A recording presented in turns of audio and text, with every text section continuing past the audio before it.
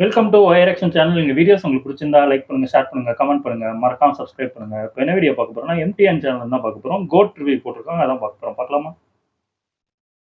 வணக்கம் சார். இந்த வீடியோ என்ன பார்க்க போறோம்னா, கோட் படத்தோட ரிவ்யூ தான். இப்படியோ பார்த்தாச்சுடா அந்த படத்தை.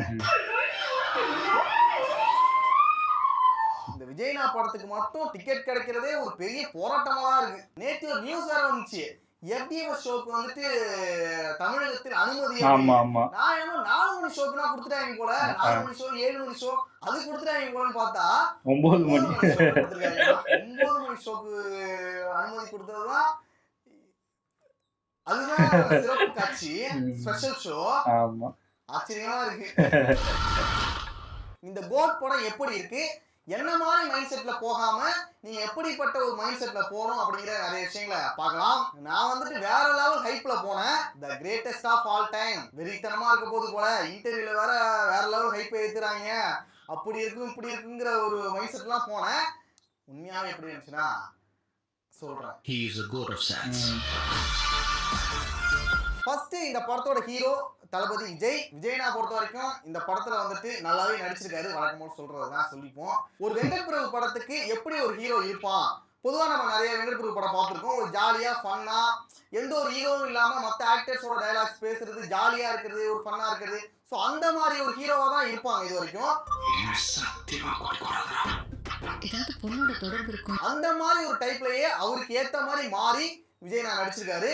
ஏன்னா மத்த ஆக்டர்ஸோட டயலாக் சொல்ற மாதிரி இருக்கு, இவரோட டயலாக்கே கலாய்க்கிற மாதிரி ஒரு சீன் வருது. எல்லாத்துக்குமே ஈகோ இல்லாம ஒரு ஃபன்னா ஜாலியா நடிச்சு கொடுத்துருக்காரு. ஸோ அது வந்துட்டு இந்த படத்துல வந்து ஒரு பெரிய பிளஸ் தான். ஏதாவது பொண்ணோட தொடர்பு இருக்கும்னு கொஞ்சம் சந்தேகமா இருக்கு. அதே போல எமோஷனல் சீன் நல்லாவே நடிச்சிருக்காரு. அந்த ஸ்னேகாக்கும் இவருக்கும் ஃபன்னா ஒரு சில சீன்ஸ் இருக்கும், அது எல்லாமே சூப்பரா நடிச்சிருக்காரு. ஓகே, ஓவராலா ஃபேன்ஸுக்கு பிடிச்ச மாதிரியும், ஜெனரல் ஆடியன்ஸ்க்கு பிடிச்ச மாதிரியும், ஃபேமிலி ஆடியன்ஸ்க்கு பிடிச்ச மாதிரியும் நல்லாவே நடிச்சிருக்காரு. அடுத்து இந்த படத்தோட ஸ்டோரி, அதை பத்தி ஒன்றும் பெருசா சொல்ற அளவுக்கு கிடையாது. இருந்தாலும் ஆல்ரெடி வந்து சோசியல் மீடியாவில் ஏகப்பட்ட ஸ்பாயிலர்ஸ் வந்திருக்கும். நான் கதையை வேற சொல்லி ஏன் உங்களுக்கு அதை சொல்ல விரும்பல. நீங்கள் வந்து ஓப்பன் மைண்டடாக போவீங்க. ஆனால் கதை வந்துட்டு ஒரு நார்மலான ஒரு ரிவெஞ்ச் ஸ்டோரி தான். எனக்கு தெரிஞ்சு காலையில 4 மணிக்கு போயிருப்பாங்களே, அவங்க தான் எந்த ஒரு ஸ்பாயிலர்ஸும் இல்லாம பார்த்துருப்பாங்க. அதுக்கப்புறம் 7 மணிக்கு பார்த்தவங்க கொஞ்சம் தெரிஞ்சிருக்கும். அதுக்கப்புறம் 9 மணிக்கு பார்த்துருப்பாங்க தமிழ்நாட்டுல. அந்த ஷோக்கு அப்புறம் முடிஞ்சிருச்சு சோலி. இல்ல எனக்குலாம் தெரியாது இந்த ஸ்பாயிலர். ஒரே ஸ்பாயிலர்ஸா இருக்கு. எக்ஸ்னா வந்து எக்ஸ் ட்விட்டர் தானே, அதான் எக்ஸ்ல சும்மா ட்ரெண்டிங்ல என்னடா வரப்போ சும்மா கோட்டு அடிச்சிட்டு இருப்பாங்க, பார்த்தா ட்ரெண்டிங்ல வர வச்சு ஒரு ஸ்பாயிலர் வந்து ரிவீல் பண்றாங்க. ட்ரெண்டிங் வரைக்கும் ஒரு ஸ்பாயிலர் கொண்டு வரீங்க, ஏன்டா? எனக்கு வந்து படம் பார்க்கறதுக்கு எதை ஓபன் பண்ணா பயமாவே இருந்துச்சு. இல்லப்பா, நீங்க வந்துட்டு இந்த சோசியல் மீடியா பக்கம் போகாம படத்துக்கு போனீங்கன்னா நல்லா இருக்கும். ஆனா நான் வந்துட்டு இந்த ரிவ்யூல ஸ்பாயிலர்ஸ் எதுவும் ரிவீல் பண்ண மாட்டேன். முடிஞ்ச அளவுக்கு ஸ்பாயிலர்ஸ் இல்லாம தான் இந்த ரிவ்யூ பண்ண போறேன். காந்தியே வேஷம் போட்டு பார்க்கலாம். அடுத்து இந்த படத்தோட டைரக்டர் வெங்கட் பிரபு பொறுத்த வரைக்கும் இந்த படத்தை வந்து ஒரு கமர்ஷியல் மூவியா எடுக்கணும்னு நினைச்சிருக்காரு. ஒரு பக்கா தியேட்டர் மெட்டீரியல் மூவியா இருக்கணும். வந்து தியேட்டர்ல வந்துட்டு செலிப்ரேட் பண்ணி ஜாலியா பார்க்கணும். ஃபேன்ஸா இருக்கட்டும், ஜெனரல் ஆடியன்ஸா இருக்கட்டும், ஃபேமிலி ஆடியன்ஸா இருக்கட்டும், எல்லாருக்கும் ஏத்த மாதிரி ஒரு படம் கொடுக்கணும் அப்படின்னு சொல்லி நினைச்சு எடுத்திருக்காரு. ஸ்டோரி கொஞ்சம் பழசு தான், பட் ஸ்கிரீன் பிளேல கொஞ்சம் தியேட்டர் மூமெண்ட்ஸ்லாம் கொஞ்சம் கிரியேட் பண்ணி கொஞ்சம் நல்லாவே பண்ணியிருக்காரு. ஃபேன்ஸ் வந்து செலிப்ரேட் பண்ணி ஜாலியா பார்க்கக்கூடிய நிறைய சீன்ஸ் வந்து இந்த படத்துல இருக்கு. அதே போல ஃபேமிலி ஆடியன்ஸ்க்கு ஏற்ற மாதிரியும் அவங்களையும் கவர் பண்ற மாதிரி சில விஷயங்கள் வச்சிருக்காங்க. அதே போல ஜெனரலா பாக்குற ஆடியன்ஸுக்கு ஏற்ற மாதிரி வச்சிருக்காங்க.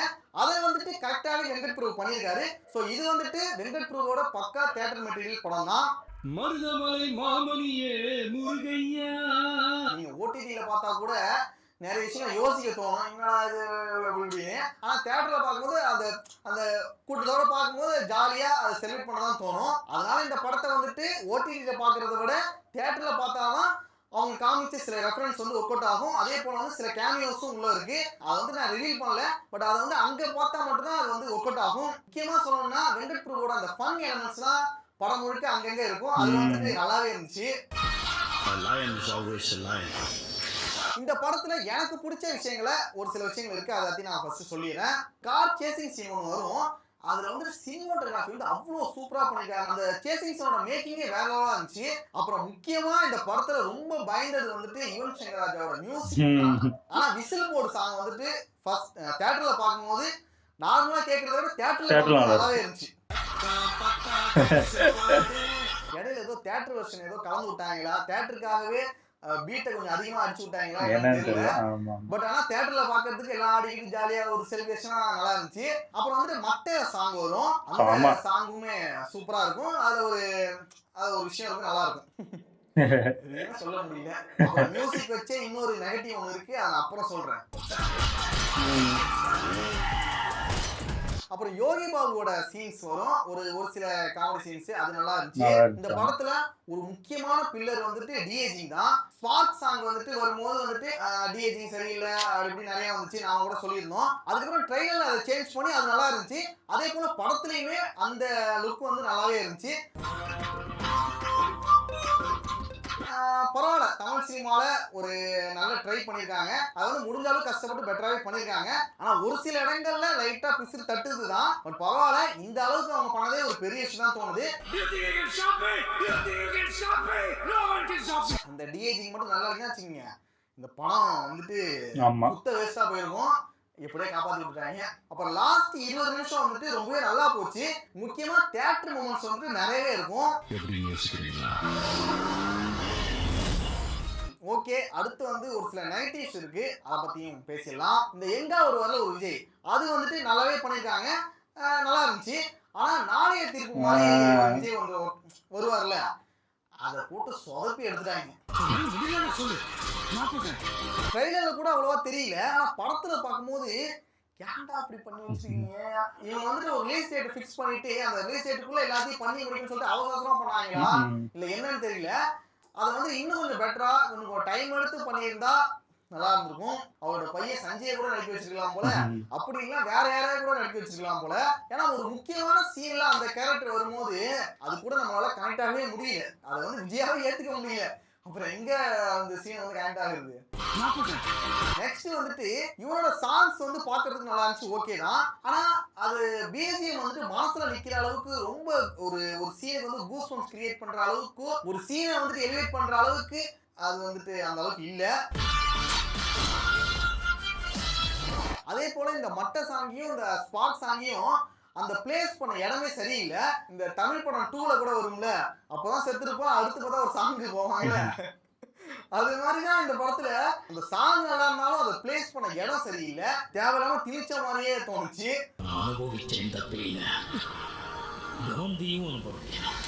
அடுத்து இந்த படத்துல ஒரு பெரிய பிரச்சனை என்னன்னா, இந்த படம் முழுக்க நிறைய ரெஃபரன்ஸ் இருக்குது, ஒரு சில கேமியோ வரும். ஆனா இந்த படமே ஃபுல்லா அந்த ரெஃபரன்ஸ் நம்பியே, இந்த கேமியோ நம்பியே இருக்கிற மாதிரி தான் ஒரு ஃபீல் வருது. இந்த படத்துக்குன்னு ஒரு தனியா ஒரு ஸ்பெஷலா என்னடா இருக்கு அப்படின்னு தேடி பார்த்தா பெருசா கிடைக்கல. ஆல்ரெடி பார்த்த சீன்ஸா இருக்கட்டும், விஜய் படங்கள்ல உள்ள சீன்ஸா இருக்கட்டும், ஃப்ரெஷ்ஷா புதுசா ஏதாவது இந்த படத்துல இருக்கான்னு தேடி பார்த்தா அதுதான் இந்த படத்துல இருக்கிற ஒரு பெரிய பிரச்சனையே. மருதமலை மாமணியே முருகையா, விஜய்னா வந்துட்டு சினிமா விட்டு போக போறாரு, அடுத்த படத்தோட அரசியலுக்கு போயிடுவாரு. இது வரைக்கும் அவர் நடிச்ச படங்கள்ல இருந்து என்ன டைலாக்ஸ் பேசுறாரு அதோட ரெஃபரன்ஸா எடுத்து ஒரு மேஷப் மாரி ஒரு படத்தை கிரியேட் பண்ணுவோம் அப்படி நினைச்சு பண்ணாங்களா அப்படிங்கிறதான் தெரியல. இது எல்லாத்தையும் பார்க்கும்போது ஒரு தியேட்டர்ல ஜாலியா செலிப்ரேட் பண்ணி ஜாலியா பார்க்கலாம், ஃபேன்ஸுக்கு வந்து ஒரு பெரிய ட்ரீட்டா தான் இருக்கும். ஆனா நீங்க வந்துட்டு புதுசா ஒரு விஜயை பார்க்கணும், புதுசா ஒரு வந்து அவரோட படங்கள் பார்க்கணும், புதுசா ஒரு ஸ்டோரி பார்க்கணும் அப்படின்னா நினைச்சிட்டு போனீங்கன்னா அது வந்துட்டு இந்த படத்துல இருக்காது. நார்மலா ஒரு விஜய் படத்தை பார்க்க போறேன், ஒரு ஜாலியா தியேட்டர்ல செலிப்ரேட் பண்ணி ஒரு எமோஷனலா காமெடியா ஒரு ஆக்ஷனா அப்படிப்பட்ட படம் பார்க்கணும்னு நினைச்சு போனவங்களுக்கு தான் இந்த படம் வந்து ஒரு திருப்தியா இருக்கும். மற்றபடி நான் வந்துட்டு இதெல்லாம் நோட் பண்ணுவேன், நான் இப்படி பார்ப்பேன் அப்படி பார்ப்பேன், இந்த லாஜிக் நோட் பண்ணுவேன் அப்படி போறவங்களுக்கு இந்த படம் வந்து கண்டிப்பா கம்மிதான். அதுவும் அந்த ஸ்பாயிலரா தெரிஞ்சுட்டு போனீங்கன்னா வச்சுக்கீங்க ஒண்ணுமே இருக்காது, என்னடான்னு தோணும்.